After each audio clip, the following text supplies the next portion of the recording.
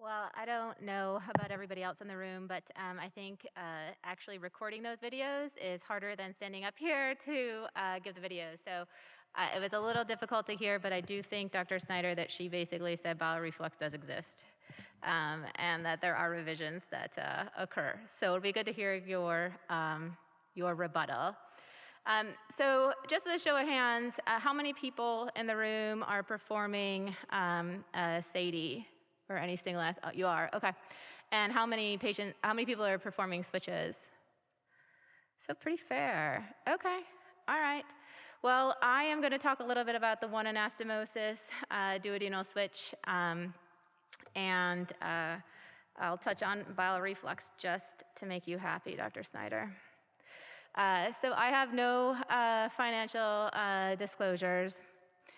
And what I will talk about is something we've learned from Sugarman in 1989, that the gastric bypass is not always the most effective procedure when we're talking about super obese patients. And like Dr. Echo said, in my practice, a third of our patients have a BMI of 50. So we need something else, and we knew we needed something else. So that something else came along the path of the duodenal switch. And Dr. Perchant had a very eloquent study where he actually looked at the BMI, patients with a BMI of 50, and took that specific group of patients and compared their outcomes with a duodenal switch and a gastric bypass. And you can see the duodenal switch is able to achieve 50% excess weight loss in a way that is outperforming the gastric bypass at every time point. And originally, the Sugarman paper said 17% of patients with a gastric bypass weren't able to achieve 40% excess weight loss at a year. But you can see that we're achieving 50% in the duodenal switch patients. So this has to be a better procedure, right? And then when you look at our curves that I'll keep showing you throughout this whole talk, you're going to see that weight loss curve where the duodenal switch can outperform and the gastric bypass in a durable manner. Right? But when you look at the duodenal switch papers, there's a mixture, right? So some of those papers will report outcomes, and they have the scope and arrow BPD in a combination with the biliopancreatic diversion and duodenal switch. And when you look at their outcomes, just comparing, again, those patients with the higher BMIs and low BMIs, because we're not just performing duodenal switches on patients with high BMIs anymore, right? We've found that it is useful.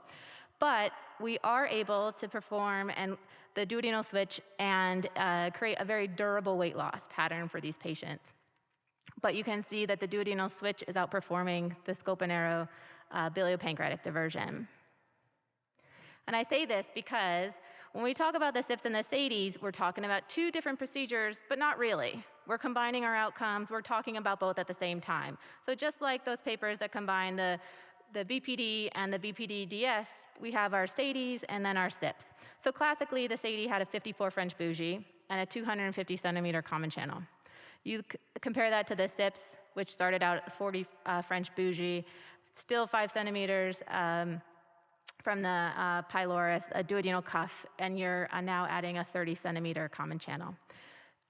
This has gotten a little bit mixed up in our papers, and so I will just continue to call this going forward. The majority of these papers are combining one or the other. So when you directly compare the SIPs to the duodenal switch, you get the same curve, and going out to 2 years, you're going to see that similar pattern, right? Maybe the duodenal switch outperforms the SIPs, but the reality is it depends on your paper and your cohort. One paper will say there's no significance, and the next paper will say that there is significance. The reality is both are excellent at weight loss, right? But that's not all we came here to talk about. Like you said, Dr. Snyder, we have diabetes. That's what we can champion ourselves with, right? So we know that from our gastric bypass friends, we know that the bypass changes your incretin levels. Your GLP-1 goes up. We know bile salts change. We know that the gluconeogenesis changes. We know there's a little component about the microbiome. All of this we learned from our gastric bypass. So we can't, forget our gastric bypass friends, but we know that delivery of the food to the distal ileum faster with a duodenal switch is going to cause better glucose control.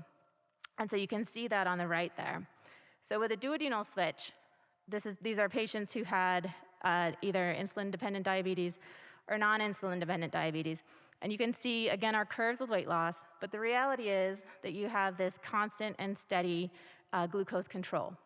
And so some will debate that the reality and the difference is with the gastric bypass, you have that open anastomosis, you have gastric emptying quickly into the jejunum, and with the duodenal switch, you have some regulation with that pylorus, right? So the food is slowing down a little bit, and you have steady control of your glucose delivery to the small bowel.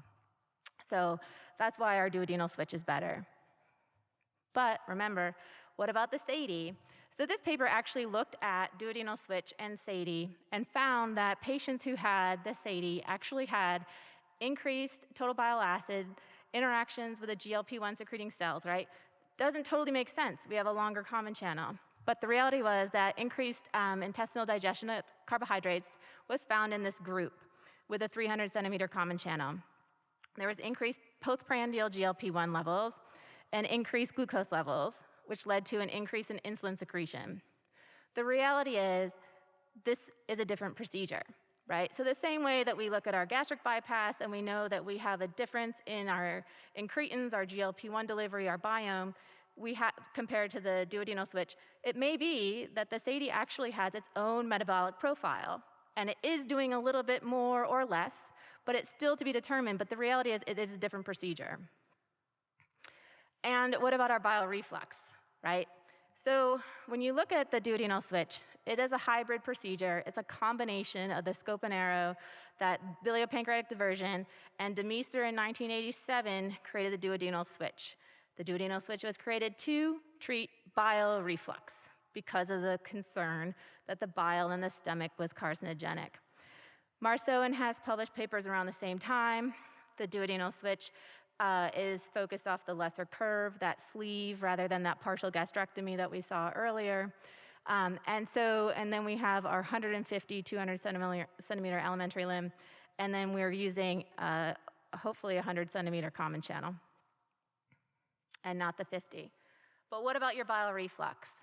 So I beg to differ, Dr. Snyder, and the research that I saw found 16% of patients with the omega loop are complaining of bile reflux, and they're finding a significant amount of patients that will have bile reflux in an omega loop gastric bypass.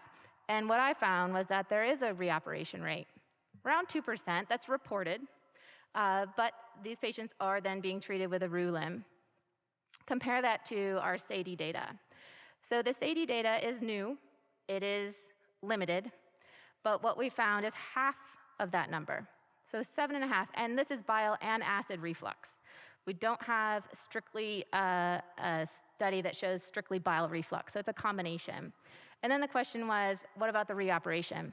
Well, the honest reoperation rate is a little higher, but this also had to do, if you look at the literature, it had to do with technique. With that limb, sometimes the afferent limb is kind of kinking off the emptying of the stomach, and so there's actually a couple patients that were treated just with pexing up to the stomach, up to the antrum, right?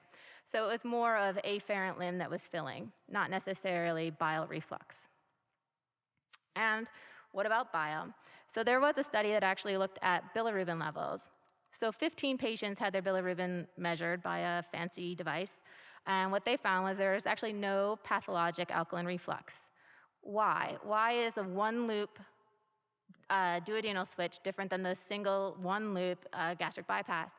We still have a pylorus. Remember our glucose control. We have an intact pylorus, so that allows us to regulate delivery. It's going to decrease the amount of bile that can come back in a SADI still. And the reality is we have a duodenal cuff. So that gives us a little bit more length that protects the stomach. And so we're just not seeing the amount of bile reflux in our one anastomosis switch that we are with our one anastomosis gastric bypass. Well, does it matter? Well, poor Dr. Gutnick has to come up here and talk about the duodenal switch. And we all know the problem with the switch is the malnutrition. We all know it's one of the most common complications that patients are going to see, whether it's the 20% that were quoted in the first couple years, whether it's a re-op or revision rate of 5 to 7%.